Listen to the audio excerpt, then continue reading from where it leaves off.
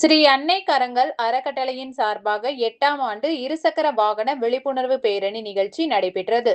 இந்த நிகழ்ச்சியானது உலக இரத்த கொடையாளர் தினத்தை கொண்டாடும் வகையில் அமைந்தது. இதில் இருசக்கர வாகனத்தில் இரத்த தானம் வழங்குவது குறித்து பதாகைகளை ஏந்தி ஊர்வலமாக சென்று விழிப்புணர்வு ஏற்படுத்தினர். ஆண்டுதோறும் உலக இரத்த கொடையாளர்கள் தினமான ஜூன் 14ஆம் தேதி இது குறித்து விழிப்புணர்வை பொதுமக்கள் மத்தியில் ஏற்படுத்தும் வகையில் ஸ்ரீ அன்னை கரங்கள் அறக்கட்டளை சார்பாக பல்வேறு நிகழ்ச்சிகள் முன்னெடுக்கப்பட்டு வருகிறது. இதன் தொடர்ச்சியாக இந்த ஆண்டு விழிப்புணர்வு பேரணியாக நடைபெற்றது.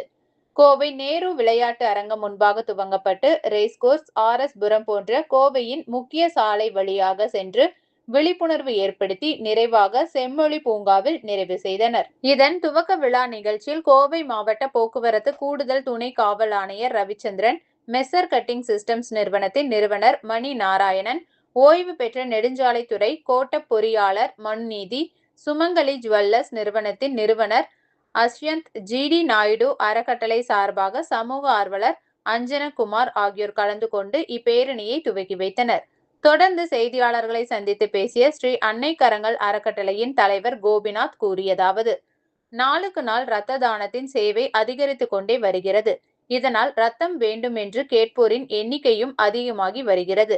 ஆனால் இரத்த தானம் செய்ய முன்வரும் கொடையாளர்களின் எண்ணிக்கை மிகவும் குறைவாக உள்ளது. இதனால் பல உயிரிழப்புகள் ரத்தம் கிடைக்காமல் ஏற்படுகின்றது.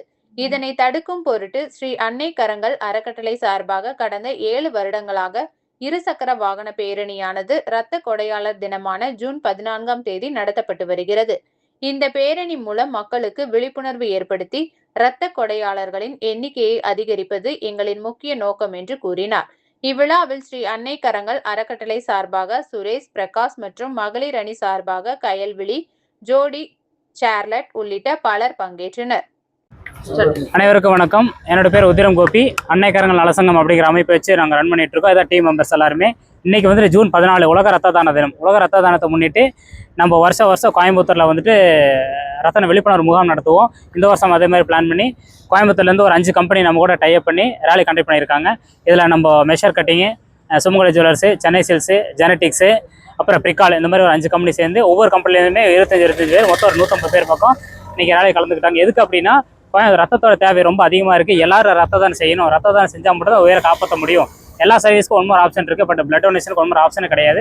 ரத்தம் கொடுத்தா மட்டும் தான் உயிரை காப்பாற்ற முடியும் அப்படிங்கிறதுக்கு வலியுறுத்தி எல்லாருமே சர்வீஸ் பண்ணிகிட்டு இருக்கோம். ஸோ அதனால் வந்துட்டு இன்னையோட நாளில் வந்துட்டு ஒரு உறுதிமொழியெல்லாம் எடுத்து இது இங்கே நம்ம நேர்சல் தொடங்கி கோயம்புத்தூர் சிட்டியில் எங்கெங்கே முக்கியமான பிளேஸ் எல்லா பக்கம் போய் கவர் பண்ணி கிட்டத்தட்ட அரௌண்ட் ஒரு 20 கிலோமீட்டர் பக்கம் சுற்றி நேராக செம்மொழி பூங்காவில் முடிக்கிற மாதிரி இருக்கும். செம்மொழி பூங்கா மதியானம் 12:30 மணிக்கு